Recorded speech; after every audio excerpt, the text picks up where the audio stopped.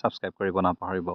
আৰু এতিয়া যদি চাওঁ তেন্তে নতুনকৈ 37টা ভেকেঞ্চি ৰিলিজ কৰিছে আৰু এই ভেকেঞ্চিকেইটা ৰিলিজ কৰিছে গুৱাহাটী হাইকোৰ্টৰ ফালৰ পৰা।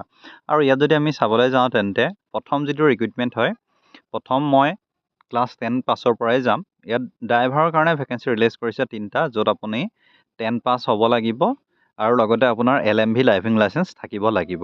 নেক্সট যদি চাওঁ তেন্তে NTSৰ কাৰণে হয় মাল্টি টাস্কিং ষ্টাফ, তাৰ কাৰণে 26টা ভেকেঞ্চি আছে। আনৰিজাৰ্ভৰ 5টা, OBC MOBC 12টা, STPৰ 7টা, STHৰ 2টা।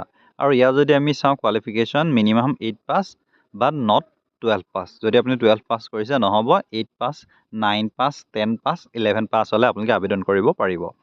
নেক্সট আহিলে জুডিচিয়েল এছিষ্টেণ্ট। জুডিচিয়েল এছিষ্টেণ্টৰ কাৰণে 8টা ভেকেঞ্চি আছে, আনৰিজাৰ্ভৰ কাৰণে 7টা আৰু STPৰ কাৰণে ST প্লেনৰ কাৰণে 1টা ভেকেঞ্চি আছে। আৰু ইয়াত যদি চাওঁ তেন্তে গ্ৰেজুৱেট হ'ব লাগিব, এনি গ্ৰেজুৱেট, আপুনি আৰ্টছ ছায়েন্স কমাৰ্চ এনি ষ্ট্ৰীমৰ পৰা গ্ৰেজুৱেট হ'ব লাগিব। তাৰ উপৰি আপোনাৰ কম্পিউটাৰৰ ৱৰ্কিং নলেজ থাকিব লাগিব। নেক্সট আহিলে কম্পিউটাৰ এছিষ্টেণ্ট। কম্পিউটাৰ এছিষ্টেণ্টৰ কাৰণে আছে 2টা ভেকেঞ্চি, য'ত OBC MOBC কাৰণে আছে। যদি আনৰিজাৰ্ভ হয় তেন্তেও আপুনি আবেদন কৰিব পাৰিব। নেক্সট যদি চাওঁ এডুকেশ্যন কোৱালিফিকেশ্যন, গ্ৰেজুৱেট হ'ব লাগিব, তাৰ উপৰি আপোনাৰ ডিপ্ল'মা লাগিব, certificate in computer application at least 6 মান্থৰ ওপৰত হ'লে আপুনি আবেদন কৰিব পাৰিব।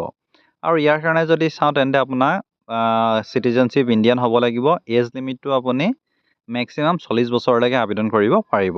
আৰু তাৰ উপৰি ৰিলেক্সেশ্যন পাব 3 বছৰ, OBC SCৰ 5 বছৰ, STPৰ 5 বছৰ, PW